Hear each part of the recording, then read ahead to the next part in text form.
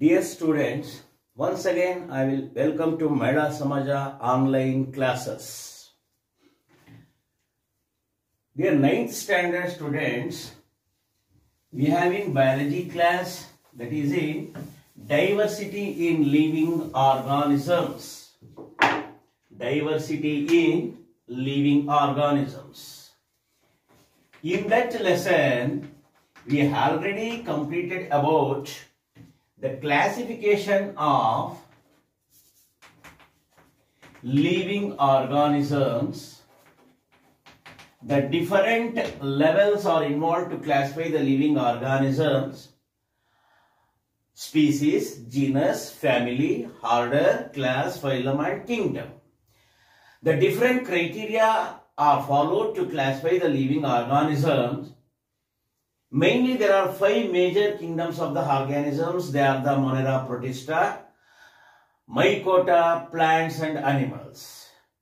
We already completed about the first 4 major kingdoms of the organisms. Now we are in animal kingdom.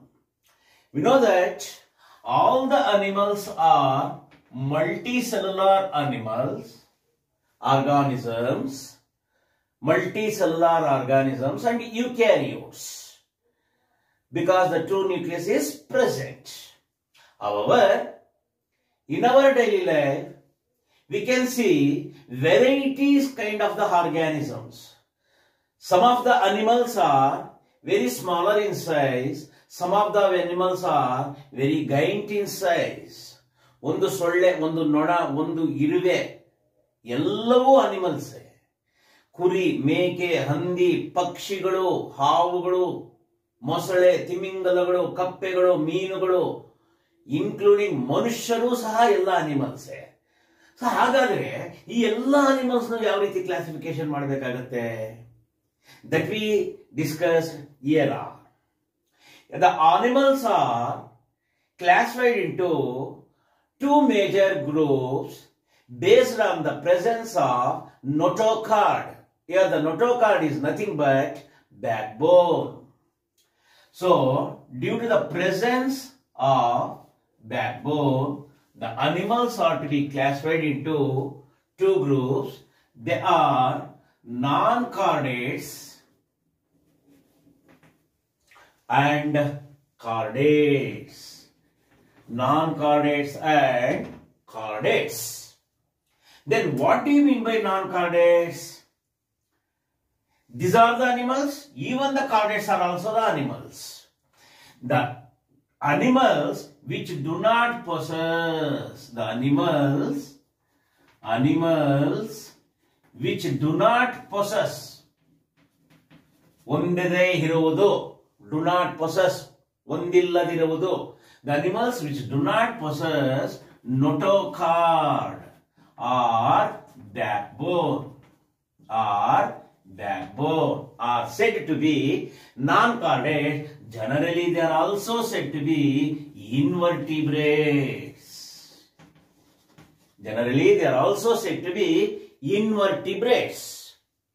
So here, then what do you mean by chordates? They are also the animals, but they possess. In non-chordates do not possess, but in chordates they have possess ondiruvudu. The animals which possess a notochord or backbone on the dorsal surface of the body. Dorsal surface andre back side, ಮೇಲ್ಭಾಗದ್ದು back side ಅಂತ ನಾವು ಹೇಳಬಹುದು. So the animals which possess a notochord on the dorsal surface of the body are called chordates. Sir, non chordates ನ invertebrates ಅಂತ ಹೇಳೋದಾದ್ರೆ chordates ನ vertebrates ಅಂತ ಹೇಳ್ಬೋದಾ? Major vertebrates ಇದೆ, ಅದು ಬಿಟ್ಟು ಕೆಲವು ಸಬ್ಫೈಲಮ್ಸ್ ಇದಾವೆ. That will be discussed later on stages. Before going to the non chordates, ಈ ನಾನ್ ಕಾರ್ಡೇಟ್ಸ್ ಬಗ್ಗೆ ನಾವು ಈಗಾಗಲೇ ತಿಳ್ಕೊಂಡಿದ್ದೀವಿ. They are the animals, they do not possess backbone. ಇದನ್ನ ನಾವು ನೆಕ್ಸ್ಟ್ ಕ್ಲಾಸ್ ನಲ್ಲಿ ತಿಳ್ಕೊಂಬೋಣ. Now we will move on to the chordates. Chordates ಬಗ್ಗೆ ಮಾತ್ರ ಈಗ ಸದ್ಯಕ್ಕೆ ತಿಳ್ಕೊಳ್ಳೋಕೆ ಹೋಗೋಣ.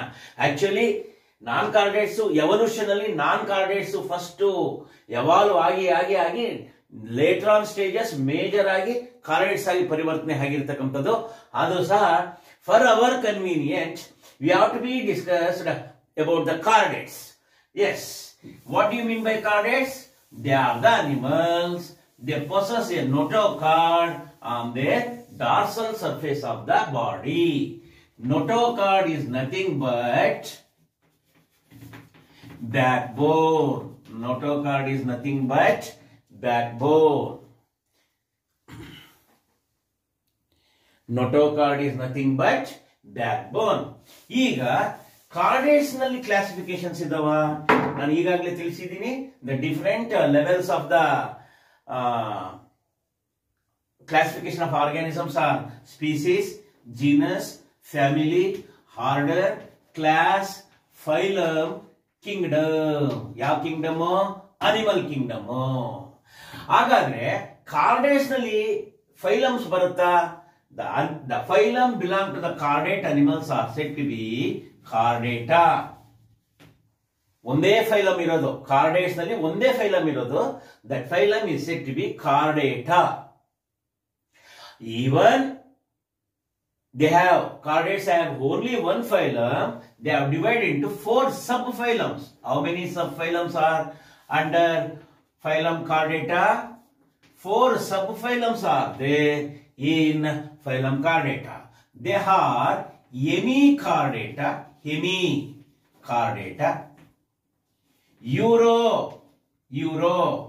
Urochordata, Cephalo,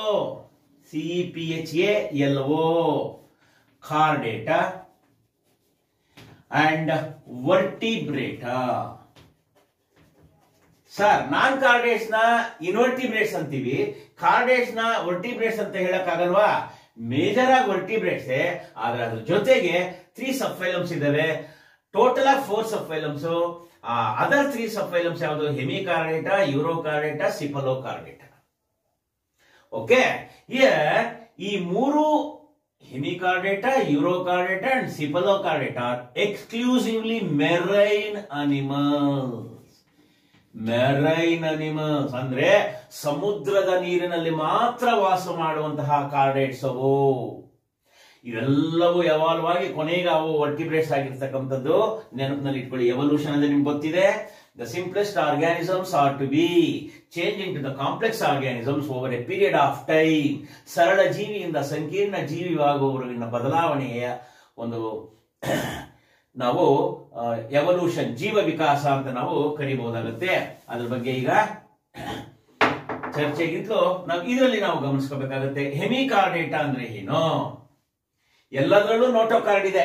ಇದರಲ್ಲೂ ನೋಟೋಕಾರ್ಡ್ ಇದೆ, ಇದರಲ್ಲೂ ನೋಟೋಕಾರ್ಡ್ ಇದೆ, ಇದರಲ್ಲೂ ನೋಟೋಕಾರ್ಡ್ ಇದೆ, ಇದರಲ್ಲೂ ನೋಟೋಕಾರ್ಡ್ ಇದೆ. That is nothing but back bone.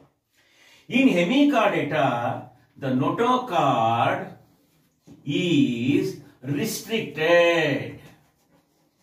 In hemichordata, the notochord is restricted half of the anterior region. Anterior ಅಂದ್ರೆ ಮೇಲ್ತುದಿ, posterior ಅಂದ್ರೆ ಕೆಳತುದಿ, ventral position ಅಂದ್ರೆ ಮುಂಭಾಗ, dorsal position ಅಂದ್ರೆ ಬ್ಯಾಕ್ ಸೈಡ್, anterior ಅಂದ್ರೆ ಮೇಲ್ತುದಿ. So here in hemichordata, write a note on hemichordata. It is a subphylum of the chordata. In the hemichordata, notochord is restricted onto the half of the anterior region. Anterior region ಅಲ್ಲಿ ಇವಾಗ ತಿಳ್ಕೊಂಬೋಣ. ಇದಿಷ್ಟು anterior region, ಇದು posterior region. ಈ anterior region ಅಲ್ಲಿ half of the anterior region. Anterior region ಅಲ್ಲಿ ಮೇಲ್ತುದಿಯಲ್ಲಿ ಅರ್ಧ ಭಾಗದಲ್ಲಿ ಮಾತ್ರ ಇರುತ್ತೆ notochord. Example to the hemichordata, herdmania. ಯಾವ್ದಾದ್ರು ಒಂದು ಅನಿಮಲ್ ಹೇಳಿ, belong to the name the animal which belong to the hemichordata. Herdmania, HERDMANIA.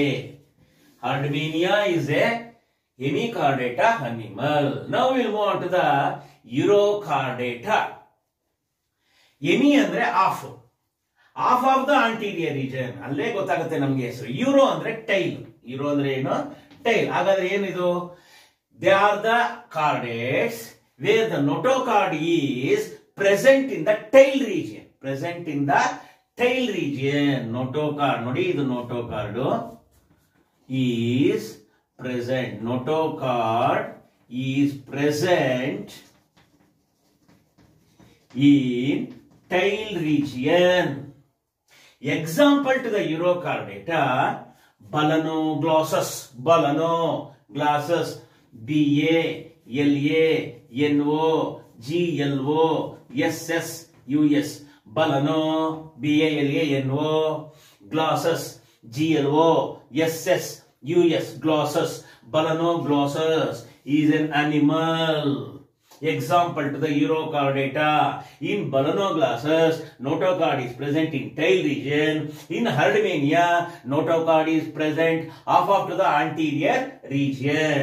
Now we will move to the cephalochordata. Cephalochordata, CEPHALO, chordata. In this chordates, the notochord is present throughout the length of the body. Throughout the length of the body. ಇಡೀ body full notochord extend ಆಗಿರುತ್ತೆ. Anterior region ಇಂದ posterior region ವರೆಗೂ extend ಆಗಿರುತ್ತೆ. Throughout the length of the body notochord is present throughout the length of the body. Throughout the length of body. Example to the cephalochordata: amphioxus. Amphioxus ನಿಮ್ಮ text book ನಲ್ಲಿ ಇನ್ page number 92 ಅಲ್ಲಿ example ಕೊಟ್ಟಿದ್ದಾನೆ. ಪ್ರೋಟೋಕಾರ್ಡೇಟಾ ಬಲನೋಗ್ಲಾಸಸ್. ಬಲನೋಗ್ಲಾಸಸ್ ಯಾವುದಕ್ಕೆ example? ಯುರೋಕಾರ್ಡೇಟಾಗೆ. Balanoglossus ಯಾವುದಕ್ಕೆ example? ಯುರೋಕಾರ್ಡೇಟಾಗೆ. Because that notochord is present in tail region. In page number 92 ನಲ್ಲಿ ಯುರೋಕಾರ್ಡೇಟ್ ಮಾತ್ರ ಕೊಟ್ಟಿದ್ದಾರೆ.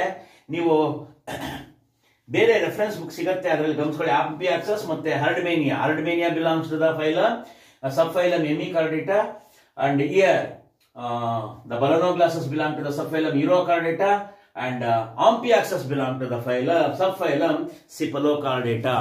ಈ ಮೂರನ್ನು ಸಹ Hemichordata, Urochordata and Cephalochordata ಮೂರನ್ನು ಸಹ ನಾವು ಪ್ರೋಟೋಕಾರ್ಡೇಟ್ಸ್ ಅಂತ ಕರೀಬಹುದು. ಏನಂತ ಕರೀಬಹುದು? ಪ್ರೋಟೋಕಾರ್ಡೇಟ್ಸ್. Protochordates, first chordates, because they are exclusively marine animal. In these chordates, the notochord is in these protochordates, the notochord is in these protochordates they do not have proper notochord. In hemichordate, half of the anterior region. In urochordate, throat. In the notochord is present in tail region. In cephalochordate, of course, throughout the length of the body ಇದೆ, but they do not have proper notochord in their lives. They do not have proper notochord in their lives. ಹಾಗಾಗಿ ಅವನ್ನ ನಾವು protochordates. These are not the terrestrial forms, marine animals, fresh form ಅಲ್ಲ, fresh water form ಅಲ್ಲ. ಹಾಗಾಗಿ they are said to be protochordates. ಹಾಗಾದ್ರೆ non protochordates ಯಾವುದು? Vertebrates are said to be non protochordates. Evolution ಅಲ್ಲಿ last ಅಲ್ಲಿ vertebrates evolve ಆಗಿದೆ. ಈಗ ನಾವು ವರ್ಟಿಬ್ರೇಟ್ಸ್ ಬಗ್ಗೆ ತಿಳ್ಕೊಳ್ಳೋಣ. ಯಾವುದ್ರ ಬಗ್ಗೆ? ವರ್ಟಿಬ್ರೇಟ್ಸ್. ಈ ವರ್ಟಿಬ್ರೇಟ್ಸ್ ಬಂದಾಗ ಏನ್ chordates general features? They have notochord on their dorsal surface of the body. Nerve cord is present, ಅಂದ್ರೆ ನರ ಹುರಿ ಇರುತ್ತೆ. And a pair of gill slits are present in their pharynx region. Gill slits ಕಿವಿರುಗಳು ಅಂತ ಹೇಳ್ತೀವಿ. In their pharynx region, ಗಂಟಲಿನ ಭಾಗದಲ್ಲಿ ಅವು ಸಹ ಇರ್ತವೆ. ಅದು ಜನರಲ್ ಕ್ಯಾರೆಕ್ಟರ್ಸ್ ಆಯ್ತು. The 5 classes of vertebrates are 5 classes of vertebrates. Class ಅಂದ್ರೆ ಏನು? ನಾ ಈಗಾಗಲೇ ಹೇಳಿದೀವಿ. Species, genus, family, order, class, phylum, kingdom. Animal kingdom, phylum Chordata. Chordataದಲ್ಲಿ protochordates ಬಂದು Hemichordata, Urochordata and Cephalochordata. ಹಾಗಾಗಿ ಆಮೇಲೆ ಮತ್ತೆ ಇದಕ್ಕೆ ಬಂದಾಗ ಯಾವುದು? ವರ್ಟಿಬ್ರೇಟ್ ಆಗಿ ಬಂದಾಗ ನಾನ್ ಪ್ರೋಟೋಕಾರ್ಡೇಟ್ಸ್. ನಾನ್ ಪ್ರೋಟೋಕಾರ್ಡೇಟ್ಸ್, ನಾನ್ ಕಾರ್ಡೇಟ್ಸ್ ಅಲ್ಲ, ನಾನ್ ಕಾರ್ಡೇಟ್ಸ್ ಅಲ್ಲ, ನಾನ್ ಪ್ರೋಟೋಕಾರ್ಡೇಟ್ಸ್. ಈಗ ನಾವು ತಿಳ್ಕೊಂಬೋಣ ಇಲ್ಲಿ classes. What is species? The closely the group of organisms which are similar in their structures, in their features, which are able to produce of their own kind are called species. Closely related species are grouped together form genus. ಅದರ ಬಗ್ಗೆ ಎಲ್ಲ ನಾವು discuss ಮಾಡಿದ್ದೀವಿ. Class. The 5 classes are comes under invertebrates. 5 classes are comes under invertebrates. 5 classes are comes under invertebrates. They are Pisces, Amphibia, Reptilia, aves are birds, and mammals. Name the 5 classes of vertebrates. Class Pisces, class Amphibians or Amphibia, class Reptilia ಅಥವಾ reptiles general ಆಗಿ ಹೇಳಬಹುದು, class Aves ಅಥವಾ birds, and class ಮೆಮಾಲಿಯಾ ಅಥವಾ mammals, general ಆಗಿ mammals ಅಂತ ಹೇಳ್ಬೋದು. ಇಲ್ಲಿ general characters ಯಾವ್ದಪ್ಪ ಅಂತಂದ್ರೆ ಎಕ್ಸೋಸ್ಕೆಲಿಟನ್, ಹೊರಭಾಗದಲ್ಲಿ ರಚನೆ ಬರ್ತಕ್ಕಂಥದ್ದು. ನೆಕ್ಸ್ಟ್ ಲೋಕಮೋಟರಿ ಆರ್ಗನ್ಸ್, ಅಂದ್ರೆ the organs which are meant for the movement. Locomotory organs. Digestive system, DS, digestive system. Respiratory system, RS. Circulatory system ಅಥವಾ transportive system. Excretory system, ಅದು ಗೊತ್ತಿದೆ. Next reproductive system, nervous system ಅದು general, reproductive system. ಇದರ ಬಗ್ಗೆ ನಾವು ತಿಳ್ಕೊಳ್ಳೋಣ. In Pisces, what are Pisces? They are the class of vertebrates. The class of vertebrates, the Pisces are the class of vertebrates. Generally they are known as fishes. Fishes ನೋಡಿ, fish ನೋಡಿದ್ರೆ ಮೀನುಗಳು. They are exclusively aquatic animals. ಅದು ಸಮುದ್ರದಲ್ಲೂ ಸಿಗತ್ತೆ, fresh water form ನಲ್ಲೂ ಸಿಗತ್ತೆ, ನದಿ ಕೆರೆ ಇಲ್ಲೆಲ್ಲೂ ಸಹ ಸಿಗತ್ತೆ, ಸರೋವರಗಳು ಕುಂಟಿಗಳು ಇಲ್ಲೆಲ್ಲ ಕಡೆನೂ ಸಿಗತ್ತೆ, ಫ್ರೆಶ್ ವಾಟರ್ ಫಾರ್ಮ್ ನಲ್ಲೂ ಸಿಗತ್ತೆ, ಮೆರೈನ್ ಫಾರ್ಮ್ ನಲ್ಲೂ ಸಿಗತ್ತೆ. But exclusively aquatic animals only. ಅದು ಒಂದು ಗೊತ್ತಿದೆ. First feature exoskeleton. ನೀವು ಗಮನಿಸಿರಬಹುದು ಮೀನುಗಳ ಮೇಲೆ ಈ ರೀತಿ ರಚನೆ ಕಂಡು ಬಂದಿರುತ್ತೆ. They are called. ಅದೇ ಕೆಳಭಾಗದಲ್ಲಿ ನೋಡಿ ಆ ತರ ಇರೋದಿಲ್ಲ. Dorsal surface the exoskeleton, the scales are cover. ನಾನು ನೀಟಾಗಿ ನೆಕ್ಸ್ಟ್ ಲಾಸ್ಟ್ ಅಲ್ಲಿ ಡಯಾಗ್ರಾಮ್ ಆಫ್ ಫಿಶ್ ತೋರಿಸ್ಕೊಡ್ತೀನಿ. ಫಿಶ್ ಡಯಾಗ್ರಾಮ್ ಬರುತ್ತೆ. So in fishes on their dorsal surface scales are covered. This is said to be exoskeleton. Exo ಹೊರಭಾಗದ್ದು, dorsal surface ನಲ್ಲಿ scales formation ಆಗಿರುತ್ತೆ. Locomotory organs, ಅಂದ್ರೆ organs which are meant for the movement. Fins are the locomotory organs. ಈಜು ರೆಕ್ಕೆಗಳು ಅಂತ ನಾವು ಕರೀತೀವಿ. ನಮ್ಗೆ ಕಾಲುಗಳಿದಾವೆ ನಡೆದಾಡೋದಕ್ಕೆ, ಮೀನುಗಳಿಗೆ ಈಜು ರೆಕ್ಕೆಗಳು. So name the locomotory organs of fishes. Fins. Digestive system, mouth ಇದೆ, ಸ್ಟೊಮಕ್ ಇದೆ, ಏನಸ್ಸು ಇದೆ. ಸೊ ಮೌತ್ ಇಂದ ಎಲಿಮೆಂಟರಿ ಕೆನಾಲ್ ಕನೆಕ್ಟ್ ಆಗಿ ಸ್ಟೊಮಕ್ಗೆ, ಸ್ಟೊಮಕ್ ಇಂದ ಇಂಟೆಸ್ಟೈನ್ಗೆ, ಕೊನೆಯಲ್ಲಿ ಏನಸ್ವರೆಗೂ ಕನೆಕ್ಟ್ ಆಗಿರುತ್ತೆ. ಡೈಜೆಷನ್ ನಡೆಯೋದಕ್ಕೆ ಅನುಕೂಲ ಆಗುತ್ತೆ. Respiratory system. Respiratory organs of the fishes are known as gills. ನಮಗೆ ಲಂಗ್ಸ್, ಫಿಶಸ್ಗೆ gills. Name the respiratory organs of fishes.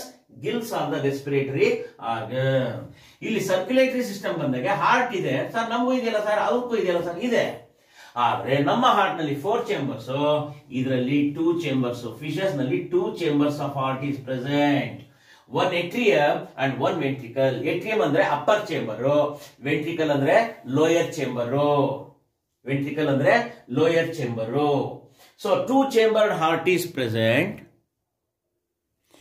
2 chambered heart is present, and they are cold-blooded animals. Cold-blooded animals ಅಂದ್ರೆ ಪಾಯ್ಕಿನೋಥರ್ಮಿಕ್ animals. ಹಾಗಾದ್ರೆ ಪಾಯ್ಕಿನೋಥರ್ಮಿಕ್ animals ಅಂದ್ರೆ ಏನು sir? Cold blooded animals. ಹಾಗಾದ್ರೆ definition ಏನು sir? ಅದ್ರ ಬಗ್ಗೆ ಲಾಸ್ಟ್ ಅಲ್ಲಿ ತಿಳಿಸ್ಕೊಡ್ತೀನಿ. ನೆಕ್ಸ್ಟ್ ನಾವು ಎಕ್ಸ್ಕ್ರೀಟರಿ ಸಿಸ್ಟಮ್ಗೆ ಹೋಗೋಣ. Kidneys are the excretory organ. ಎಲ್ರಿಗೂ in all vertebrates, kidneys are the excretory organs. And in reproductive system, ಇಲ್ಲಿ ಫಸ್ಟ್ ಬರ್ದಿರೋದು ರೆಸ್ಪಿರೇಟರಿ ಸಿಸ್ಟಮ್, ಇಲ್ಲಿ ಲಾಸ್ಟ್ ಅಲ್ಲಿ ಬರ್ದಿರೋದು reproductive system. In reproductive system, all the fishes are unisexuals. Unisexual ಅಂದ್ರೆ single sex, either male or female. ಗಂಡು ಪ್ರಾಣಿಗಳು, ಗಂಡು ಮೀನುಗಳು ಪ್ರತ್ಯೇಕವಾಗಿರ್ತವೆ, ಹೆಣ್ಣು ಮೀನುಗಳು ಪ್ರತ್ಯೇಕವಾಗಿರ್ತವೆ. And they are oviparous. ಅಂದ್ರೆ oviparous means what? Egg laying animals, ಮೊಟ್ಟೆ ಇಡ್ತಕ್ಕಂತಹ ಪ್ರಾಣಿಗಳು. ಅಂಡ್ ಫರ್ಟಿಲೈಸೇಷನ್ ಅಂದ್ರೆ the fusion of the male and the female sex. ಗಂಡಸಿನಲ್ಲಿರ್ತಕ್ಕಂತಹ ಸೆಕ್ಸ್ ಅಲ್ಲೂ ಹೆಣ್ಣಿನಲ್ಲಿರ್ತಕ್ಕಂತಹ ಸೆಕ್ಸ್ ಅಲ್ಲೂ ಕೂಡಿಕೊಂಡಾಗ ಆಗ್ತಕ್ಕಂಥ ಕ್ರಿಯೆಯನ್ನ ನಾವು ಫರ್ಟಿಲೈಸೇಷನ್ ಅಂತ ಕರಿತೀವಿ. ಝೈಗೋಟ್ ಫಾರ್ಮೇಶನ್ ಆಗೋದನ್ನ ಫರ್ಟಿಲೈಸೇಷನ್ ಅಂಡ್ ಡೆವಲಪ್ಮೆಂಟ್. ಝೈಗೋಟ್ ಆದ್ಮೇಲೆ ಡೆವಲಪ್ಮೆಂಟ್ ಆಗ್ತಕ್ಕಂಥದ್ದು. Fertilisation and development is external, ಅಂದ್ರೆ ಹೊರಭಾಗದಲ್ಲಿ ನಡೆಯುತ್ತೆ. Fertilisation and development is external. All these are the general features of fishes. Write a note on the class of vertebrates belong to the Pisces.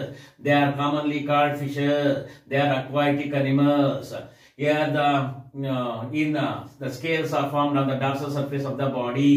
Fins are the locomotory organs. Digestive system started from the mouth, stomach and end with the anus. Respiratory system, gills are the respiratory organs. The two-chambered heart is present. They are the cold-blooded animal. Kidneys are the excretory organ.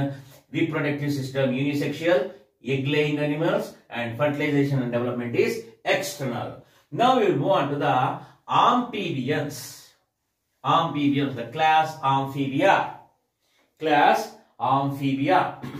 Here, no exoskeleton. In amphibians, no exoskeleton. No exoskeleton. ಕಪ್ಪೆಗಳು ನೋಡಿ, ಅದ್ರ ಮೇಲೆ ಯಾವುದೋ ರೀತಿ scales formation ಇರಲ್ಲ. ಹಾಗಾದ್ರೆ ಲೋಕೋಮೋಟರಿ organs are, ಕೈ ಕಾಲಲ್ಲಿ ಇರ್ತವೆ, ಅದಕ್ಕೆ limbs are the excretory organ. ಮುಂಗಾಲಗಳು ನೋಡಿ 4 ಡಿಜಿಟ್ಸ್ ಇರುತ್ತೆ, 4 ಡಿಜಿಟ್ಸ್ ಇರುತ್ತೆ. ಹಿಂಗಾಲಗಳು ಹೈಂಡ್ ಲಿಂಬ್ಸ್ 5 ಡಿಜಿಟ್ಸ್ ಇರುತ್ತೆ. The 4 limbs are with the 4 digits and the hind limbs are with the 5 digits. ನೀವು ಒಂದು ಕಪ್ಪೆಯನ್ನು ಹಿಡಿದಿಟ್ಕೊಂಡು ನೋಡಿ, ಮುಂಗಾಲಗಳಲ್ಲಿ 4 ಬೆರಳುಗಳು ಇರ್ತವೆ, ಹಿಂಗಾಲಗಳಲ್ಲಿ 5 ಬೆರಳುಗಳು ಇರ್ತವೆ. Digestive system same, mouth, stomach, anus. Respiratory system ಬಂದಾಗ ಗಿಲ್ಸು ಇದೆ, ಸ್ಕಿನ್ನು ಇದೆ, ಲಂಗ್ಸು ಇದೆ. ಗಿಲ್ಸು, ಲಂಗ್ಸು, ಸ್ಕಿನ್ನು. ಅದು because the amphibians, amphi means these are the animals can live both in water and on the land. Both. Amphi means what? Both in water and on the land. The amphibians, the class of the vertebrates belong to the amphibians, can live both in water and on the land. Therefore, they are said to be amphibians. Generally, frogs are example for amphibians. ಇಲ್ಲಿ Gilles, skin, lungs are the excretory organs. 3-chambered heart is present. How many chambers of the heart in frogs or amphibians? 3 chambers of the heart is present. They are also cold-blooded animals. Kidneys are the excretory organs. In a reproductive system, same unisexual, oviparous, egg-laying animals. Fertilization and development is external. ಎರಡರಲ್ಲೂ ಅಷ್ಟೇ, Pisces ಅಲ್ಲೂ ಅಷ್ಟೇ, amphibians ಅಲ್ಲೂ ಅಷ್ಟೇ.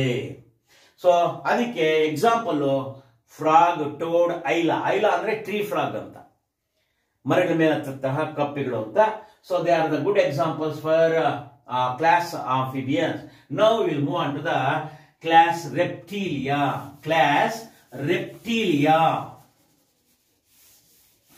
ರೆಪ್ಟೀಲಿಯಾಗೆ ಬಂದ್ರು ಸಹ class reptilia. Exoskeleton, dermal scales.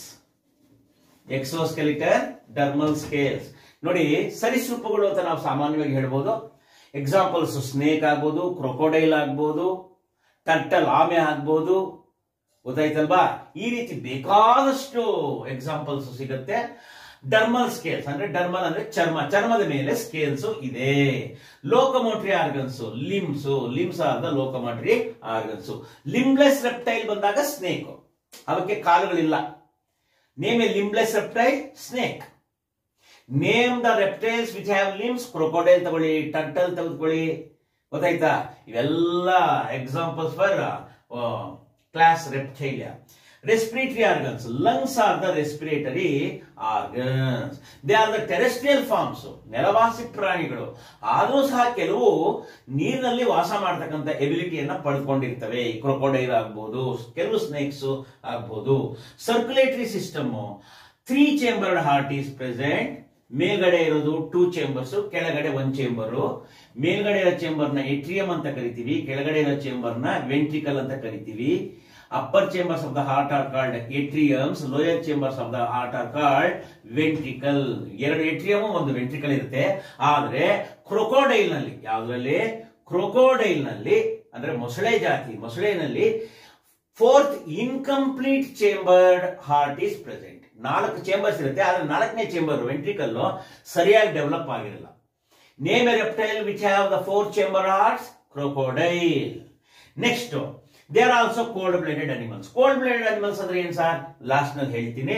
Next circulatory system ಬಂದು ಆಯ್ತು. ಎಕ್ಸ್ಕ್ರೀಟರಿ ಸಿಸ್ಟಮ್ ಬಂದಾಗ kidneys are the excretory organs.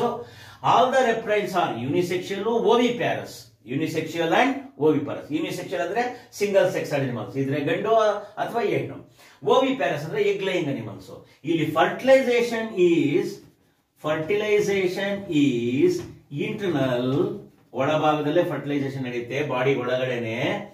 But development is external. Fertilisation is internal, development is external. First 2 classes ನಲ್ಲಿ both the fertilisation and development is external. Reptiles ನಲ್ಲಿ fertilisation is internal, development is external. Now we'll move on to the class aves. Generally the class aves are aerial forms, ಅಂದ್ರೆ ಹಾರಾಡತಕ್ಕಂತಹ ಪ್ರಾಣಿಗಳು. Generally ನಾವು birds ಅಂತ ಕರಿತೀವಿ. Birds animals? ಹೌದು, definite ಆಗಿ animals. ನಾವು ಕನ್ನಡ ಸಾಹಿತ್ಯದಲ್ಲಿ ಪ್ರಾಣಿಗಳು, ಪಕ್ಷಿಗಳು, ಗಿಡ ಮರಗಳು ಅಂತ ಹೇಳ್ತೀವಿ. ಪ್ರಾಣಿಗಳು, ಪಕ್ಷಿಗಳು ಸಹ ಪ್ರಾಣಿಗಳೇ. They are the aerial forms. ಆಮೇಲೆ exoskeletons are covered by feathers. Exoskeleton in aves, exoskeletons are covered by feathers. ಅಂದ್ರೆ ಗರಿಗಳಿರ್ತವೆ ನೋಡಿ, ಹೊರಭಾಗದಲ್ಲೆಲ್ಲ ಮೇಲ್ಭಾಗದಲ್ಲೆಲ್ಲ ಗರಿಗಳಿರ್ತವೆ. ಡೈಜೆಸ್ಟಿವ್ ಸಿಸ್ಟಮ್ ಗೊತ್ತಿದೆ, ಮೌತು ಮತ್ತೆ ಸ್ಟೊಮಕ್ ಮತ್ತೆ ಇಂಟೆಸ್ಟೈನ್ ಎಲ್ಲ ಇರುತ್ತೆ. ಕೊಕ್ಕಿನಿಂದ ಸ್ಟಾರ್ಟ್ ಆಗುತ್ತೆ ಅದಕ್ಕೆ. Next respiratory system. Lungs are the respiratory organs.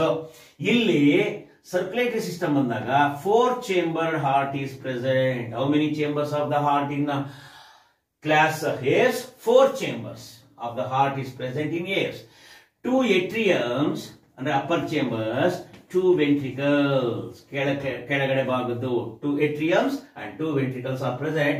They are warm-blooded animals. What do you mean by the warm-blooded animals? ಅದನ್ನ ನೆಕ್ಸ್ಟ್ ನಾನು ಹೇಳ್ತೀನಿ. ಆಮೇಲೆ next kidneys are the excretory organs. Reproductive system ಬಂದಾಗ unisexual, oviparous. Fertilisation is internal, development is external. ಯಾವ ರೀತಿ reptiles ನಲ್ಲಿ ಬಂತೋ ಅದೇ ರೀತಿ ಏವ್ಸ್ ನಲ್ಲೂ ಸಹ ಫರ್ಟಿಲೈಸೇಷನ್ ಇಂಟರ್ನಲ್, ಡೆವಲಪ್ಮೆಂಟ್ ಎಕ್ಸ್ಟರ್ನಲ್ ಬರುತ್ತೆ. ಈಗ ನಾವು ಮ್ಯಾಮಲ್ಸ್ ಹೋಗೋಣ. ಯಾವ್ದಕ್ಕೆ ಹೋಗೋಣ? ಮ್ಯಾಮಲ್ಸ್.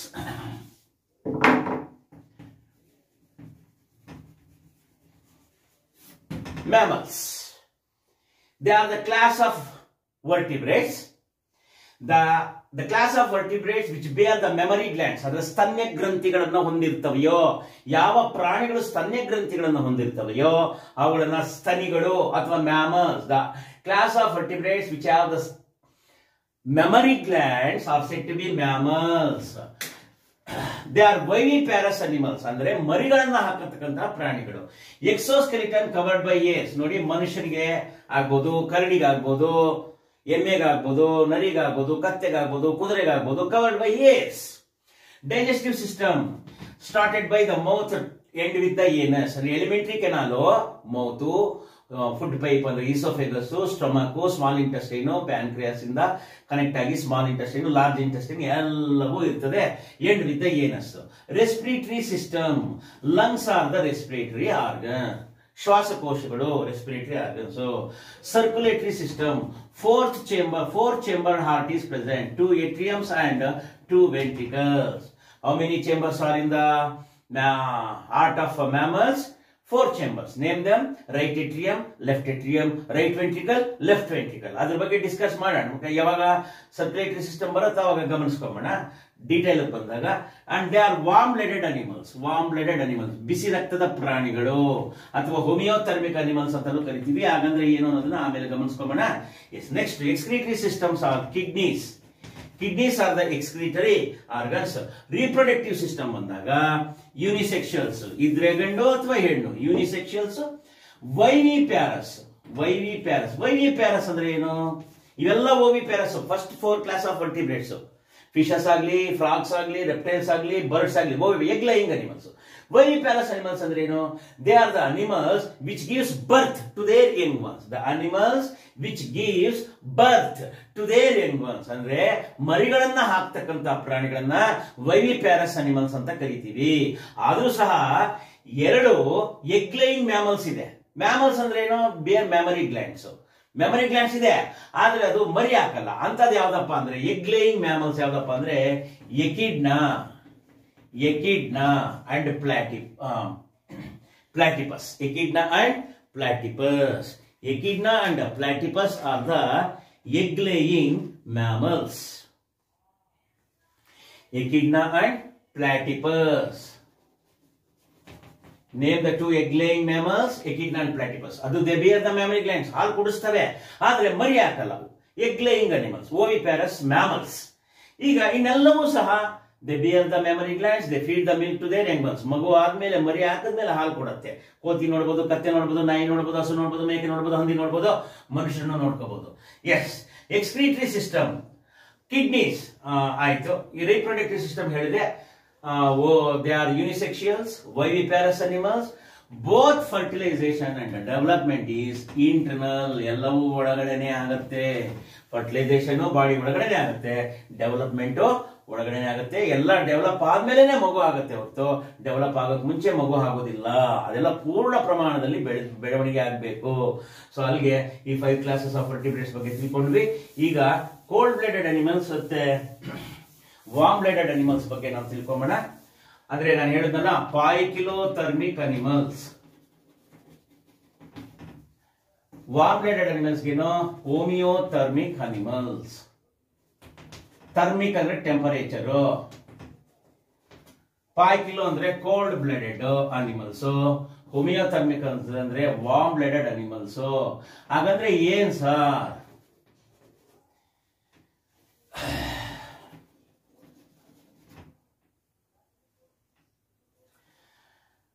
ಕೋಲ್ಡ್ ಬ್ಲಡೆಡ್ ಅನಿಮಲ್ಸ್ ನಲ್ಲಿ body temperature of these animals ಅಂದ್ರೆ ಕೋಲ್ಡ್ ಬ್ಲಡೆಡ್ ಅನಿಮಲ್ಸ್ ಅಲ್ಲಿ body temperature of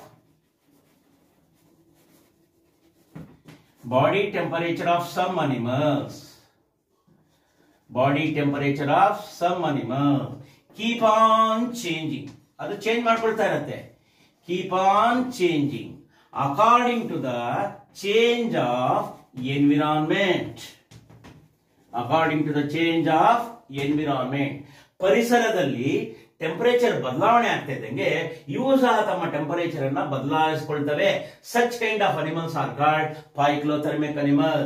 body temperature of some animal keep on changing. Body temperature of some animal keep on changing according to the change of the environment are called poikilothermic animals. Fishes, amphibians, reptiles are cold-blooded animals are poikilothermic animals.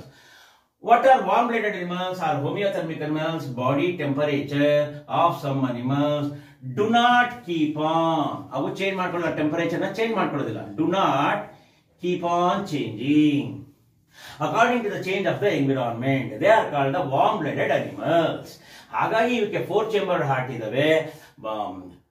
Pure blood ಮತ್ತೆ impure blood separate ಆಗಿ circulate ಆಗುತ್ತೆ. 4 chambers of the blood, 4 chambers of the heart ensure the flowing of the oxygenated and deoxygenated blood separately. But ಇವುಗಳಲ್ಲಿ mixing ಆಗುತ್ತೆ, ಯಾಕಂದ್ರೆ heart of the chambers of the heart ಕಡಿಮೆ ಇದಾವೆ. Mixing blood, ಹಾಗಾಗಿ cold blooded animals ತೊಂದರೆ ಇಲ್ಲ. ಇಲ್ಲಿ warm blooded animals 4 chambers of heart ಬೇಕೇ ಬೇಕು, ಯಾಕಂದ್ರೆ ಟೆಂಪರೇಚರ್ ಜಾಸ್ತಿ ಬೇಕು, ಎನರ್ಜಿ ಸಪ್ಲೈ ಜಾಸ್ತಿ ಆಗಬೇಕು. ಹಾಗಾಗಿ ವಾರ್ಮ್ ಬ್ಲಡೆಡ್ ಅನಿಮಲ್ಸ್ ಮತ್ತೆ 4 chambered heart is present. Next, what are homeothermic animals? Body temperature of some animal keep on changing. Do not keep on changing according to the temperature of environment are called homeothermic animals. Keep on changing according to the change of the environment are called phyclothermic animal. ಈಗ fish diagram ನೀವು ಒಂದ್ಸಾರಿ text book ನಲ್ಲಿ ಗಮನಿಸ್ಕೊಳ್ಳಿ. Page number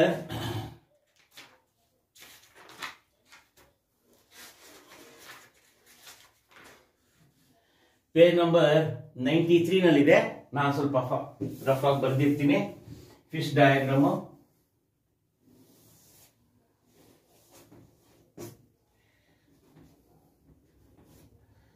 ಇದು scales, ಇದು upper ಕುಲಮ್ ಅಂತ ಕರಿತೀವಿ, upper ಕುಲಮ್. ಇದು scales.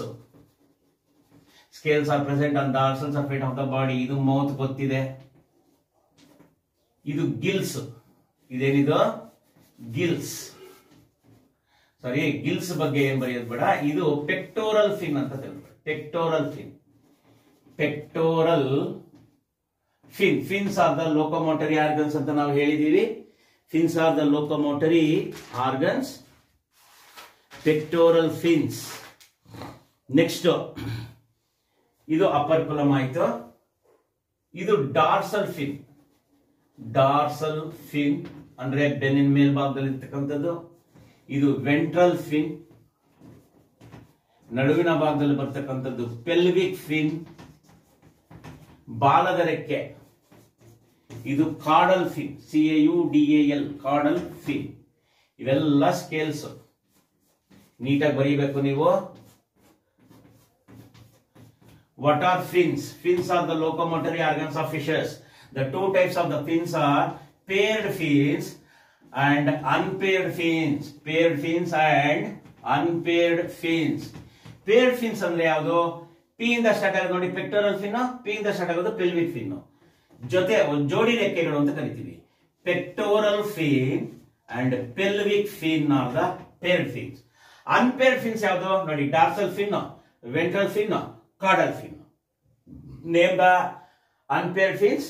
Dorsal fin, ventral fin, P ಇಂದ ಸ್ಟಾರ್ಟ್ ಆಗೋದು ಬಿಟ್ಟು, caudal fin. They are the unpaired fins. ಅಂದ್ರೆ ಒಂಟಿ ಸಿಂಗಲ್ ಆಗಿರುತ್ತೆ ಈಜ್ ರೆಕ್ಕೆ.